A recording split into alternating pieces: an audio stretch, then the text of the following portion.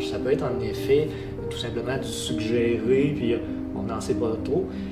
Alors qu'il y en a d'autres où c'est très, très, très, très explicite. On aimerait ça aussi avoir plus de thématiques, c'est ça, LGBT, féministes, puis de toute façon, c'est ça qui fonctionne bien. C'est ça, vraiment la littérature que les gens viennent chercher ici. Les tabous qu'il peut avoir, que la romance, c'est plate, c'est juste une histoire de...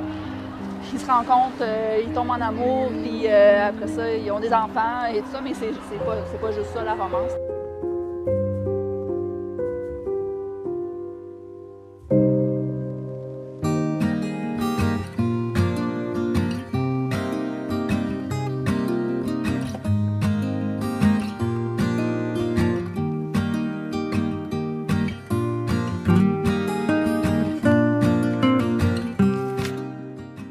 Mais ce que j'aime beaucoup dans la romance, pourquoi je l'écris, c'est parce qu'on peut vraiment explorer les émotions. C'est pas dans les autres genres, non, mais on s'entend que la romance est beaucoup plus axée sur les émotions, puis c'est ça qu'on aime développer. Ça me fait ressentir beaucoup de choses. C'est un peu se mettre dans la peau de quelqu'un d'autre, puis comme vivre ça à travers, pas nous, mais à travers comme une autre personne. Donc c'est quand même vraiment intéressant. Puis c'est sûr que des fois ça donne des petits papillons, là, tout dépendant du livre que tu lis. Là, donc moi j'aime ça me plonger dans cette vie-là. Donc, c'est la recherche de papillons. Oui, c'est ça. Je viens de finir mon DEC au cégep en arts et lettres, justement.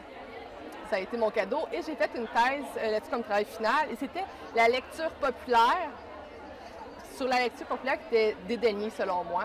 Alors, c'est pas juste de la romance, c'est souvent qu'est-ce qu'on voit qui est populaire. Des fois, ça a un ressenti où on plaît au public, des fois où on plaît à nos pairs. Et moi, je veux plus de cette différence-là. Fait que pour moi, les sous-genres littéraires ne devaient pas non plus être tabou. Peu importe si c'est de la romance, de l'érotique qui rentre là-dedans aussi, de l'horreur, n'importe quoi, c'est magnifique parce que c'est un être qui l'a créé. Est-ce que tu as l'impression des fois de te sentir jugé par les autres parce que tu lis de la romance? Un peu, on me dit que c'est parce que j'en ai pas dans ma vie que je dois en chercher ailleurs, mais je pense que c'est juste parce que c'est intéressant à lire, puis que moi, c'est mon style de prédilection. Un autre livre va pas autant m'attirer là, que la romance. Donc, rendu là, c'est pas eux qui le lisent, donc ils n'ont pas rien à dire. Bien, moi, c'était une évidence parce que c'est principalement le type de lecture que j'écris. Puis, plus jeune aussi, je lisais beaucoup du fantastique. Fait que c'est pour ça qu'au début, je me suis vraiment lancée niveau romance fantastique. Ça fait pas longtemps que j'ai sauté le pas sur les romances contemporaines, mais sinon, j'ai toujours... ça me prend toujours une histoire d'amour, peu importe l'amour, le sujet. De mon roman, il va y avoir une romance à l'intérieur. Fait que c'était juste une évidence pour moi. Hein. Bien, moi aussi, ça vient rejoindre ce que Geneviève disait. Je suis une éternelle romantique. J'ai toujours aimé l'histoire d'amour. Donc oui, d'emblée, quand j'écris, c'est l'histoire d'amour que je vois en premier. Puis après, bien, c'est sûr que si j'ai besoin de rajouter l'élément fantastique, ça va venir se brocher, se broder avec. Mais dans tous mes romans, j'aime qu'il y ait un brin de romance. D'accord. Donc, la romance, c'est pas le point focal du roman, ça vient agrémenter l'histoire? Ça vient agrémenter l'histoire tout au cours de la lecture, mais pour moi, c'est vraiment le développement psychologique des personnages qui est très important, l'univers, l'intrigue qu'on peut avoir à voir qu'est-ce qui se passe, à suivre les événements. C'est vraiment un tout. Je crois qu'il faut de tout que ce soit bon, pas juste s'axer sur un point.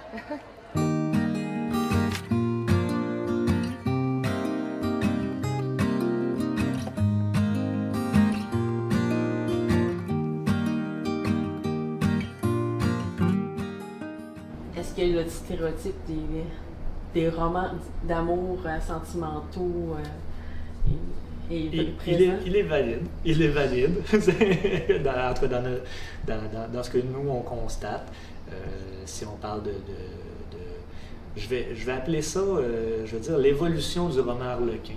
Et c'est pas péjoratif ce que je dis là, loin de là. Le roman harlequin a eu son époque dans son format tel qu'on l'a connu. Aujourd'hui, ça s'est diversifié énormément. Mais ce type de roman-là, oui, c'est beaucoup plus... on a une clientèle quasi exclusive féminine. Je dirais les hommes, c'est plus du policier. Donc, on va plus...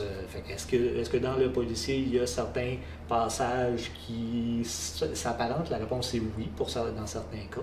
Mais d'aller dans un roman de ce type-là, pour ça, là, c'est plus féminin à ce moment-là. Dans les dernières années, il y a beaucoup plus de genres de romances variées. Puis on est vraiment loin du harlequin typique que les gens associent souvent à la romance. Donc, il y en a vraiment pour tous les goûts, pour vrai. Là. Puis même chez les hommes aussi. C'est pas juste pour le public féminin. C'est sûr que c'est pas mal ça qu'on voit ici. Mais on en a quand même des lecteurs masculins parce qu'il y a de tout. Mais je sais que les personnes que j'ai vues au Salon du Livre, quand ils sont venus me voir, il y avait plus de femmes, mais j'ai aussi beaucoup d'hommes qui étaient curieux de venir le lire et qui m'ont fait des très beaux retours dessus. Alors, je pense pas que c'est un frein. Je crois juste que certaines personnes peuvent être plus tentées sur des sous-genres dans la romance. Peut-être pas la romance à fleurs bleues, mais ils vont être tentés d'une romance avec plus de policiers, plus d'horreur, plus de différents, comme ici, tous les gens qui sont au festival, c'est de la romance, mais dans différents sous-genres qui vont dans toutes les directions qui peuvent plaire autant à un homme qu'une femme, selon moi. Moi, je pense que c'est vraiment pour tous, tout dépendant du style de la romance. Mais je pense que tout le monde peut vraiment lire ça, là, tout dépendant c'est quoi le style de tout le monde. Mais même si un gars lit ça, ça change pas vraiment quelque chose. Fait que si tu vois un gars dans l'autobus lire un roman visiblement romantique, Je vais probablement aller y parler et vouloir devenir amie avec cette personne. Ça veut dire qu'il y a des bons goûts. J'ai un roman qui j'ai beaucoup de lecteurs masculins parce que c'est pas juste une histoire de romance, il y a du fantastique, il y a une histoire policière avec, fait que je vais chercher d'autres points que les hommes vont peut-être aller préférer. Ouais. Donc, c'est ça. Puis je pense que les hommes aiment autant l'amour que les femmes. C'est juste qu'ils le cachent un peu plus. Tu t'en caches plus. Des fois, on est habitué de lire juste ce qu'on lit à l'école et quand on nous fait lire des livres, si c'est pas notre genre, on dit « Ah, j'aime pas la lecture ». En réalité, c'est juste qu'on l'a pas trouvé, fait essayez. Ça se peut que vous n'aimez pas quelque chose, ça se peut que vous n'aimez pas le style d'un auteur, mais essayez. Au pire, vous le refermez le livre, vous le donnez à quelqu'un en cadeau, mais essayez, c'est magique.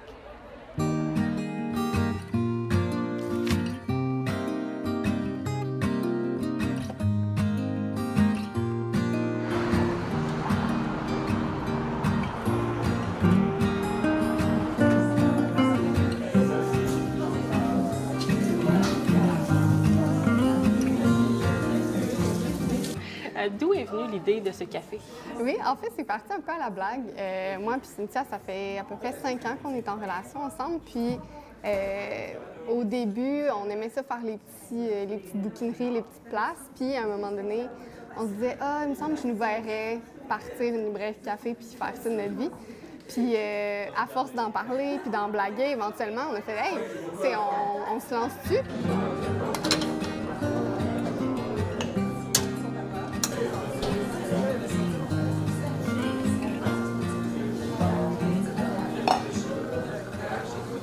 Éventuellement, nous, on voulait offrir un espace à la communauté LGBTQ. Donc, on aimerait ça aussi se spécialiser un peu plus là-dedans au niveau des livres.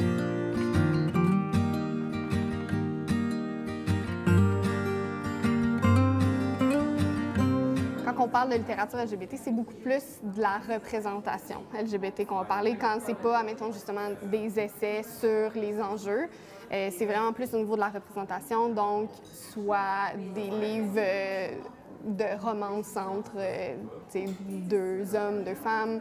Des fois, on a de la science-fiction aussi, où on a des personnages principaux qui font partie de la communauté LGBT. Fait que c'est vraiment plus au niveau de la représentation. Puis, il y en a encore plus du côté anglophone, justement, au niveau jeune adulte, on en retrouve beaucoup plus. J'ai l'impression qu'il commence à en avoir un peu plus au niveau francophone. On a des maisons d'édition qui commencent à se spécialiser là-dedans. Je pense à Homo Romance. Mais c'est ça, c'est pas... on n'a pas autant un aussi gros inventaire que dans la littérature anglophone au niveau de la littérature LGBT.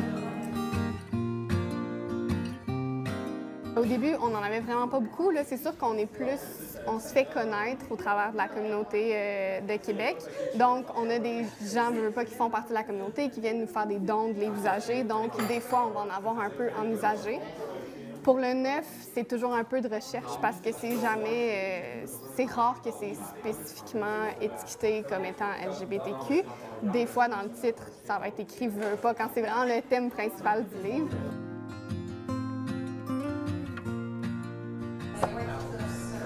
c'est quoi les autres sections qui fonctionnent bien? C'est vraiment tout ce qui est vraiment plus social. Fait, c'est ça, tout ce qui est enjeux LGBT, enjeux LGBTQ. On a tout ce qui est aussi antiracisme, puis féministe. C'est vraiment comme nos sections qui fonctionnent le plus. C'est sûr que tout ce qui est littérature comme québécoise, poésie, ça fonctionne un peu moins. On voit vraiment que les gens viennent chercher plus des œuvres à thématique sociale ici, surtout. Je sais pas si c'est en croissance. Je pense que oui, parce qu'en général, on parle beaucoup plus de représentation. Dans les dernières années, ça vient quand même souvent sur le sujet. Fait que je pense que c'est quelque chose que... Mais j'espère, en tout cas, que ça va amener justement la discussion de... Il nous faut continuer, en fait, la discussion de... Il nous faut plus de représentation. Puis ça se traduit aussi dans la littérature, justement.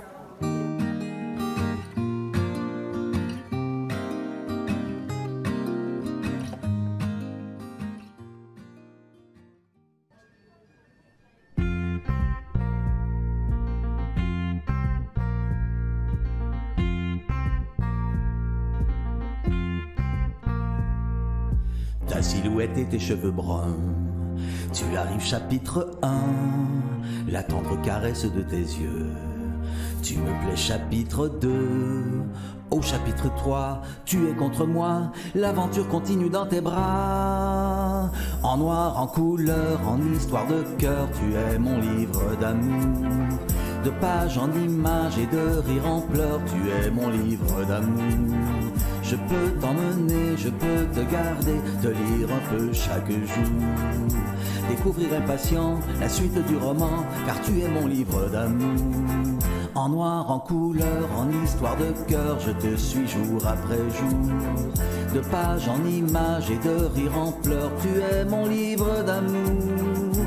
Moi je peux t'emmener, moi je peux te garder, te lire un peu plus chaque jour.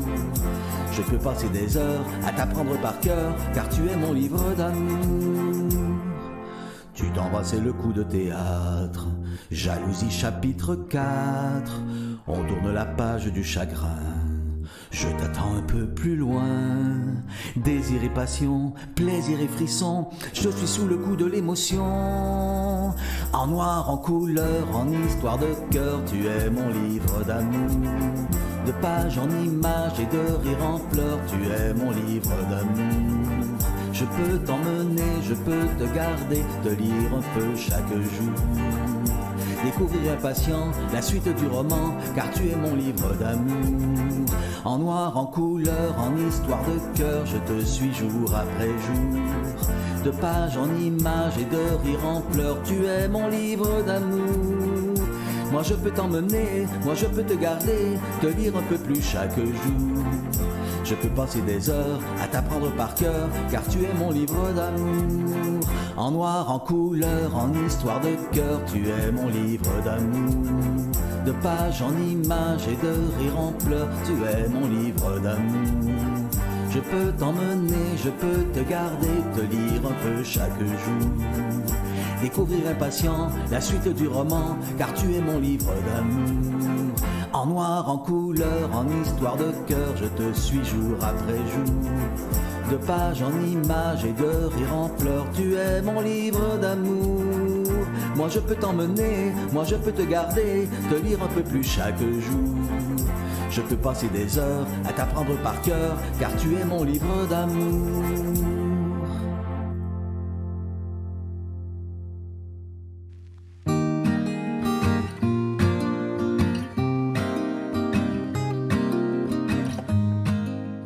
Il y a de l'érotisme dans mes bouquins, mais c'est pas toujours, disons, ce qu'il y a en avant. Là. Souvent, c'est juste des histoires qui parlent de la vie, souvent des histoires d'amour, en tout cas des histoires de relations humaines quelconques. Puis je cache pas l'érotisme comme il y a, comme la plupart des gens font, disons. Là. Tu sais, je mets ces scènes-là parce que c'est le fun à dessiner, en gros.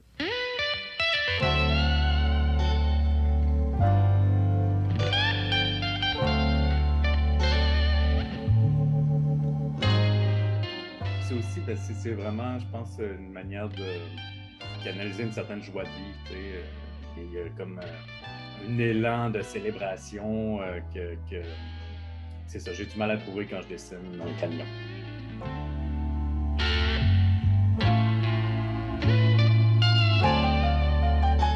Quand j'allais à l'église, je m'emmerdais un peu, puis je regardais le chemin de croix qui, lui, était vraiment fabuleux, qui était super beau. Tu sais, puis c'est 12 tableaux, c'était à l'église de Sainte-Famille d'Orléans. C'est un super beau chemin de croix. Puis je me perdais vraiment dans ces images-là. Mon regard plongeait, puis je les regardais très longuement. Puis un chemin de croix, c'est une proto-bande dessinée, en fait. C'est 12 images qui racontent une histoire. Mes fondements sont très cathos. Sont très, pour un gars qui fait des trucs érotiques, c'est un peu étrange. Mais la Bible de mon grand-père était illustrée par Gustave Doré. Puis, je ne sais pas si vous connaissez le travail de Gustave Doré, mais c'est absolument fabuleux. Puis ça aussi, c'est des images dans lesquelles je me jetais corps et âme. Fait que, donc ça m'a vraiment imprégné de la narration en images, je pense. Puis je me suis mis à lire très jeune des Astérix, des Tintins, comme tout le monde. Ça a toujours resté. J'ai toujours été comme une espèce de gars de bande dessinée. Là. Ça a toujours été mon espèce de point focal.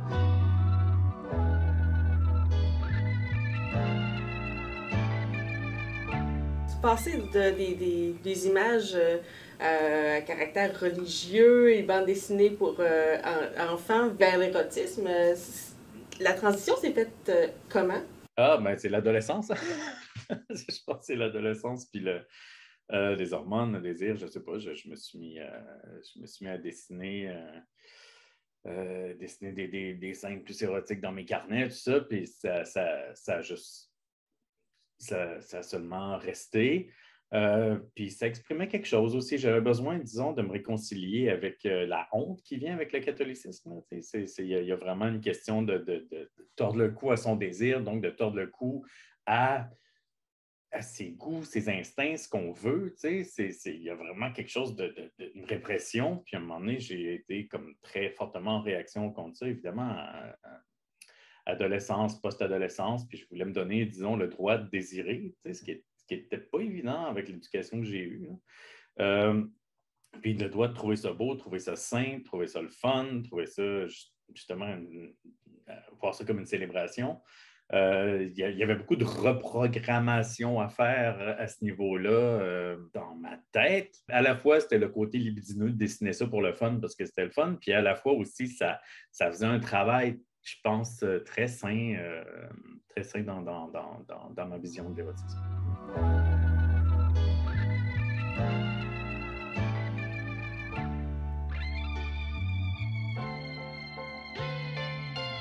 Dans le fond, vous avez commencé à dessiner ce que vous vouliez voir.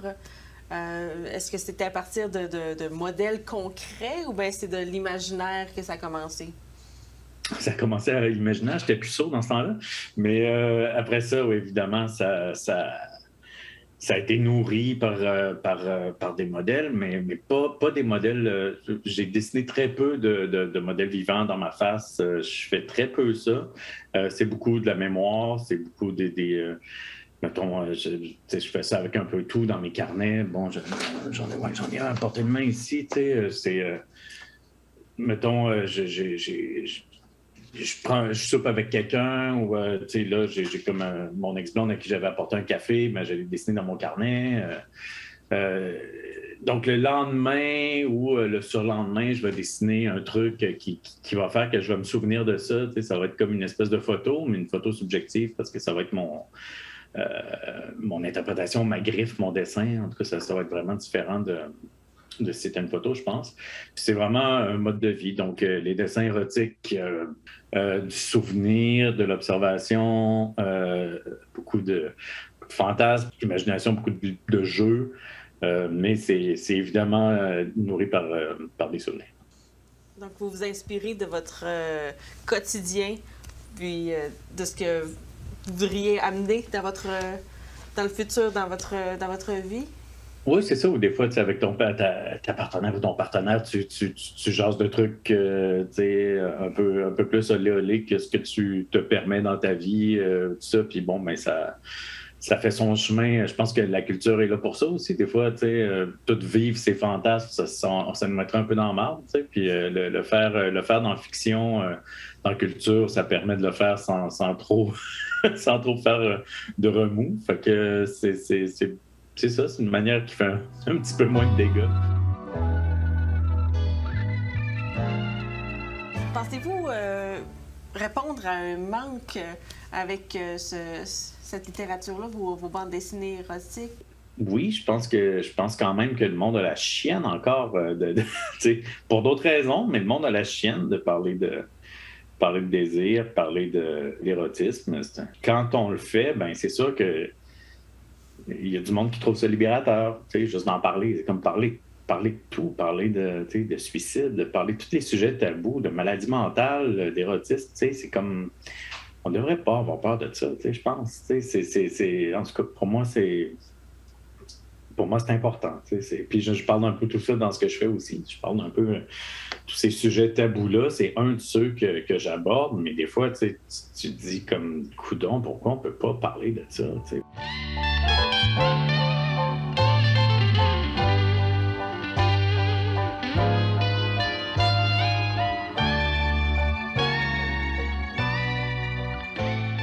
Les livres servent à ça aussi. On ne va pas toujours pouvoir en parler à l'épicerie ou même avec des mots, tout ça. Des fois, justement, faire des livres, c'est comme une manière très safe space là, d'en parler. Puis c'est de la fiction, puis c'est justement du fantasme. Fait que je pense qu'il y a vraiment un manque, puis que ça fait pencher la balance dans le côté que je devrais continuer et non que je devrais, comme, mon Dieu, arrêter parce que je veux pas offenser personne.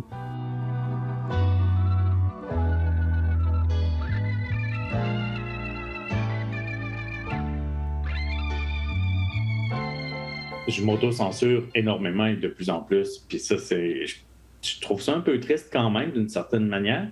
En même temps, je veux pas faire du mal avec ce que je fais. Donc, j'écoute le discours ambiant, j'écoute ce qui se passe. Donc, j'essaie d'être plus responsable dans ma manière d'aborder ça. Je dois avouer, ou alors ça se rend pas à moi, mais j'ai pas des critiques très virulentes. Pour quelqu'un qui dessine des trucs de cul, franchement, j'ai pas grand monde qui m'attaque. Je ne sais pas s'il m'attaque dans mon dos ou quoi que ce soit. Ça passe habituellement très bien parce que je pense l'esprit un peu festif passe bien. Mais oui, évidemment, je peux pas dire que ma mère tripait sur cet aspect-là de mon travail. Je peux pas dire que mon ex-femme tripait sur cet aspect-là de mon travail. Après ça, je pense qu'il faisait la part des choses. Puis ça allait aussi. Il n'y a personne qui m'a rejeté ou qui a été vraiment monté contre moi. Mais tu sais, j'ai beaucoup plus de messages, mettons, de femmes qui m'écrivent, qui me disent « Ah, tu sais, ça fait du bien de voir, je sais pas, de la variété de formes de corps, ça fait du bien de voir, tu sais, la manière que tu dessines les femmes, on se sent belle, on se sent noble, on se sent... Puis, je sais pas, j'ai plus des messages comme ça.